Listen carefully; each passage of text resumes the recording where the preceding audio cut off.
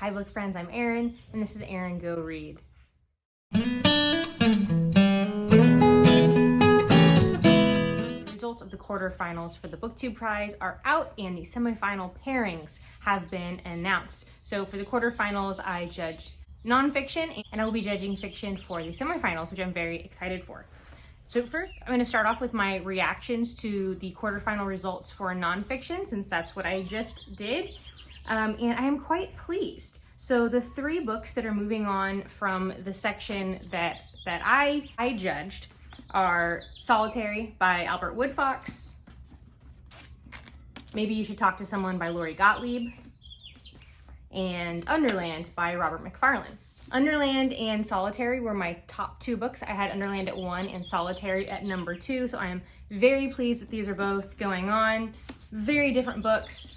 And interestingly, actually, the thing that I had pointed out the thing that I realized as I was reading all these books and comparing them was the thing that really got me was I really enjoyed when there was an element of memoir or personal experience of the nonfiction subject that was being described within the book. Solitary is a memoir, so that's what the entire book is, although there are elements of other information not specifically related to his life, but it has to do with the research that he did and all that stuff. So this is really about his story, and so that resonates with me quite a bit. In Underland, Robert MacFarlane is, I should say what this book is actually about. Albert Woodfox was in prison for a crime that he did commit, but then while in prison, he was charged and convicted of a crime that he did not commit, which resulted in like 40 years of solitary confinement. And so it is his personal journey in prison of his own growth and kind of change of philosophy and the way that he looks at life and views other people and circumstances and all, and then also a real indictment on the criminal justice system and all sorts of evidence as to how systemic racism affected him personally in his own case, among many others. Some really great friendships are demonstrated in this book. Yeah, really fantastic read. In Underland, Robert MacFarlane goes all over the world exploring underground places, their purposes and the science of them and the importance of them. He explores cave systems, he explores mushrooms, like fungi under the ground, and the importance that they play in the forest and the general ecosystem. He goes to way up north into Finland and Iceland and is looking at glaciers. Each chapter is a different one of these places that he's exploring, and you get elements back and forth between information about whatever it is he's exploring, and he's with experts, and so you'll get more scientific information that is more broad than that specific location that he's at, and then you will get his more narrative perspective of him actually exploring whatever it is that he's exploring with the people who he's with, the experts, the guides that he has with them, and really beautifully written as well, and as well as an amazing cover. And then Maybe You Should Talk to Someone was actually, I think I had this 5th or 6th actually, so one of my lowest rankings, but I actually am quite happy that it has continued on. And it makes me kind of wonder about my own kind of ranking system, because if I were to choose the 3 books that I just enjoyed the most, not accounting for any other factor, it would have been these 3 books, and this book definitely would have been in it. I just felt, as far as ranking goes, this was, I guess, the least important as far as the subject matter, and so that must have played into my ranking of it.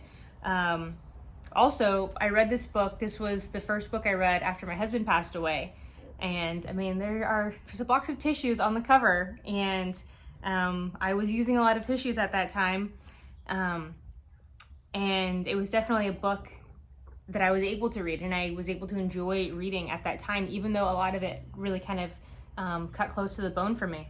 So this is about Lori Gottleib, who is a therapist, and you learn how she kind of came to be a therapist through this kind of roundabout way. Interesting career path led to it. And then there's kind of two parallel narratives going on of an event happens in her life that she feels like she needs to be in therapy for. So you follow her going to therapy and her interactions with her therapist, and her therapist is far more experienced, has been a therapist for many more years than she has at this point. And so you are experiencing her personal navigation of her own self and feelings and self-discovery, and also at the same time looking at her therapist as a therapist and seeing growing as a therapist through her contact with him. And then you're seeing her as a therapist and her interaction with some of her patients, their growth and discovery, and then her growth via their growth and discovery. And also it really is a fascinating book, and you get lots of like actual psychological information in here, but explained in a really digestible kind of way. And as someone who has recently started therapy myself, it was really neat to kind of see some of these concepts fleshed out in a way that I'm now experiencing them. So I'm very happy that Maybe You Should Talk to Someone has moved on. And then for fiction, I will be judging Group A this time. So the books in Group A for fiction this round are On Earth We Are Briefly Gorgeous by Vuong, A Woman Is No Man by Etaf Rum, 10 minutes 38 seconds in This Strange World by Elif Shafak. I don't own those three, but I do own Women Talking by Miriam Toews, Red at the Bone by Jacqueline Woodson, and Lanny by Max Porter. Lanny is the only book of these 6 that I have read. I'm quite happy to be rereading this. I think I might actually, if I can get this on audiobook, hopefully I can get it from my library. I would love to listen to the audiobook while reading it. This book is a real experience. Even if you read it in physical form, it is still an experience, and that has a lot to do with some of the formatting, which is quite important to the story. And I've heard that the audiobook is really, really fantastic because you get this kind of chorus of voices.